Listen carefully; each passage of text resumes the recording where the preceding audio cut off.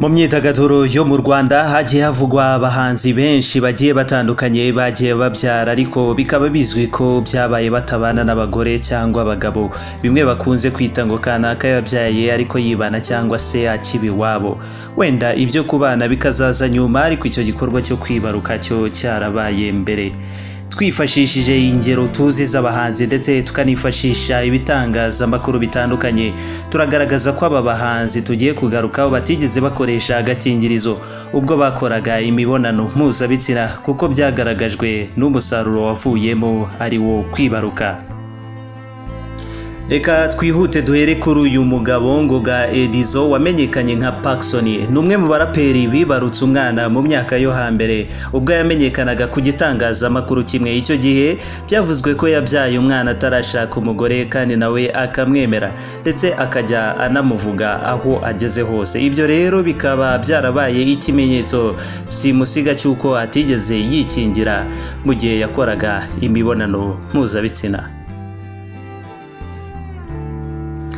Tuvuye kuri Paxson, reka dukurikizeho uyu mugabo ubusanzwe witwa Kalisa Ernest ariko yamenyekanye nka Samusure. Ni umwe mu bagabo bamamaye kuva kera muri sinema. Uretse kuba ari umukinnyi wa filime, aranaririmba kanavuga n'amazina y'inka. Mu minsi ishize byavugwaga ko yaba asigaye aba hanze y'igihugu. Ni umwe mu babyaye mbere yo kurushinga, dore ko na n'ubu nta makuru ahari yemeza ko uyu mugabo yaba yarashinze urugo.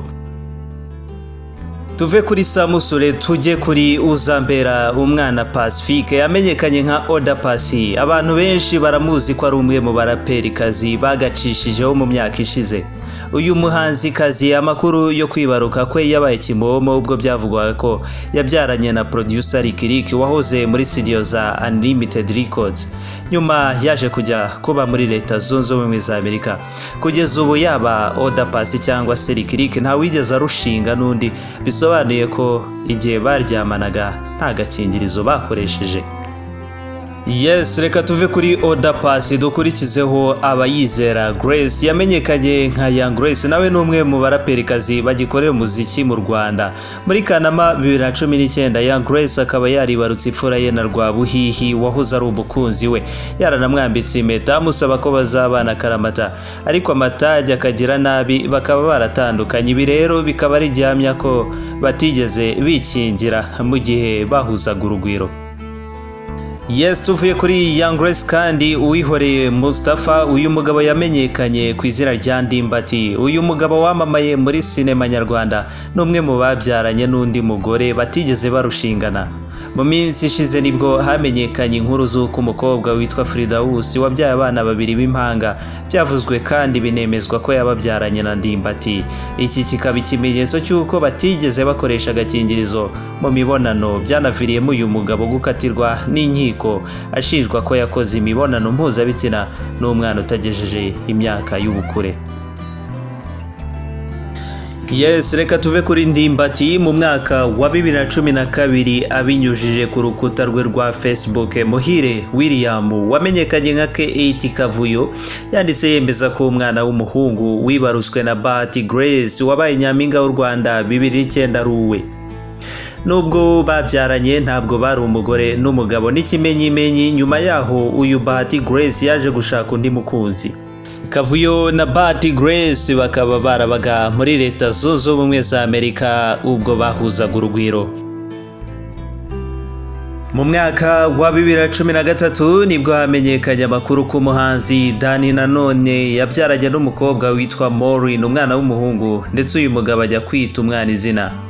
Mu minsi ishize nabwo byavuzwe ko yaba yarongeye gutera inda ya kabiri uyu Maureen, batabana nk'umugore n'umugabo. Ibi bikaba bisobanura ko nta gakingirizo bajya bibuka na gato.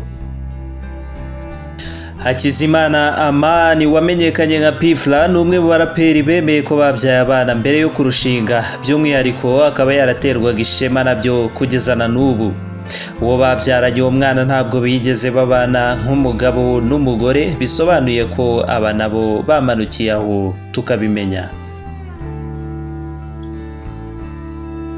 Green P usanzwe ari murumuna w'umuhanzi The Ben nawe ari mu baraperi byavuzwe ko afite umwana, gusa uwo babyaranye ntabwo yigeze amenyekana. ndetse kugeza ubu uyu muhanzi usigaye wibera hanze y'igihugu nta makuru ajyanye no gushinga urugo amurangwaho. Diplomate ntabwo ibyo byagiye bimenyekana cyane by'umwihariko ku byerekeye urukundo, icyakora bivugwa ko afite umwana w'umukobwa yabyaye mu myaka yo hambere.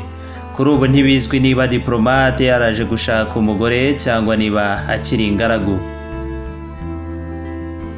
Maniraruta Martin wamenyekanye nka Mani Martin nawe mu myaka yo hambere byavuzwe ko yibarutse, ariko ntagire icyo abivugaho kugeza n'ubu uyu muhanzi ntiwapfa kumenya ibye ku byerekeye urukundo.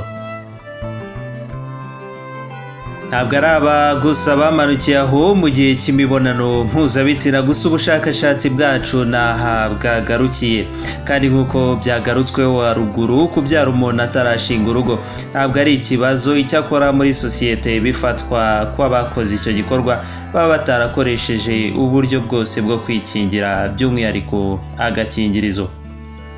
Yes, ngayo nguko urutonde rw'ibyamamare nyarwanda bitigeze byibuka gukoresha agakingirizo mu gihe bakoraga igikorwa cy'abakuze. Niba wakunze iyi nkuru wibuke gukora subscribe kuri channel yacu. Imana ibarinde. Ciao, shalom.